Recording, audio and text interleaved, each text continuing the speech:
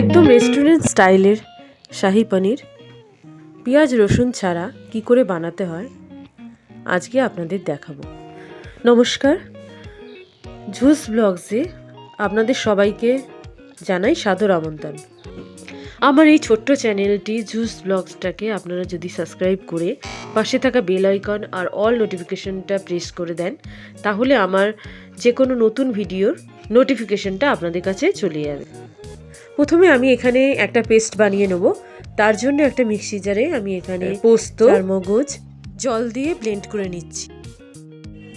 পেস্টটা তৈরি করে নেবার পর এখানে আমি দিয়ে দিয়েছি মিক্সি জারটার মধ্যে গরম মশলা, তার মধ্যে আছে লবঙ্গ, ডালচিনি আর এলাচ, দুটো শুকনো লঙ্কা, টমেটোর টুকরো দিয়েছি আর দুটো কাঁচা লঙ্কা আর আদার টুকরো দিয়ে এটা একটা পেস্ট করে রেখে দিচ্ছি।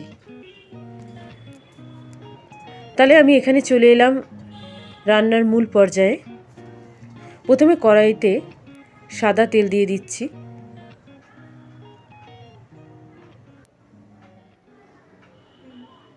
তারপরে কেটে রাখা পনিরের টুকরোগুলো আমি এখানে একটু হালকা করে ভেজে নেব।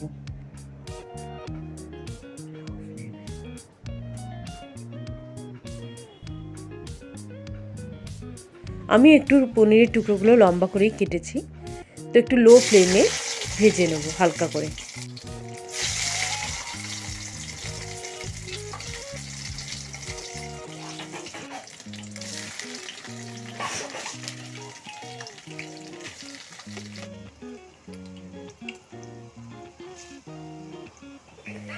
এখানে পনিরগুলো আমি হালকা করে ভেজে নিচ্ছি। পনিরগুলো আমার ভাজা হয়ে গেছে। ভেজে রাখা পনিরগুলো তুলে নিয়েছি। তেলের মধ্যে দিয়ে দিচ্ছি দুটো তেজপাতা, দুটো শুকনো লঙ্কা আর গোটা গরম মশলা।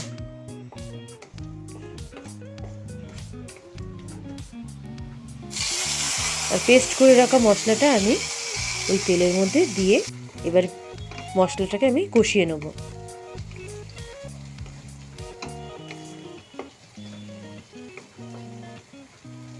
মশলাটা একটু কষাতে কষাতে যখন একটু তেলটা ছেড়ে আসবে, তখন বেটে রাখা পেস্টটা আমি এখানে দিয়ে দিচ্ছি।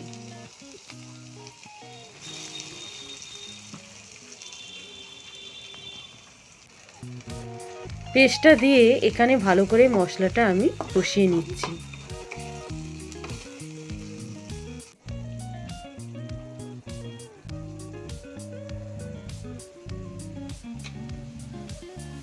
এরপর এখানে আমি দিয়ে দিলাম 1 টেবিল চামচ কাশ্মীরি লঙ্কার গুঁড়ো। এখানে হলুদ দেবো না, জিরে গুঁড়ো দিয়ে দিচ্ছি। হলুদটা আমি দেবো না এতে।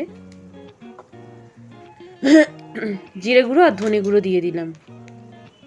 আর একটু টক দই দিয়ে দিলাম, ফ্যাটানো টক দই ফেটিয়ে রেখেছিলাম আগের থেকে, ওটা দিয়ে দিলাম। দিয়ে এবারে এটাকে আমি ভালো করে কষিয়ে নেব যতক্ষণ না পর্যন্ত মশলা থেকে তেলটা ছেড়ে আসছে।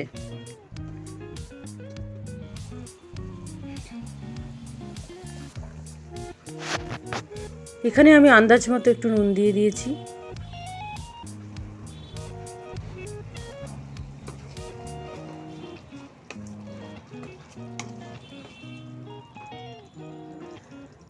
আর একটু স্বাদ মতো এখানে চিনিও দিয়ে দিচ্ছি।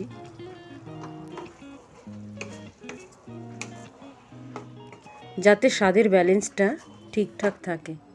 যারা চিনি পছন্দ করবেন না তারা না দিলেও হবে। মশলাটা কষানো হয়ে গেছে, এবারে আমি ভেজে রাখা পনিরগুলো এতে দিয়ে দিচ্ছি।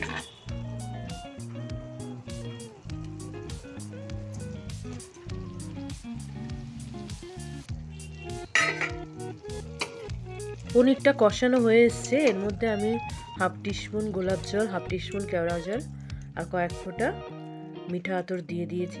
ভালো করে নাড়িয়ে চাড়িয়ে এবারে একটু হালকা গরম জল দিয়ে অল্প সামান্য দিয়ে এবার আমি এটা ঢেকে দেবো।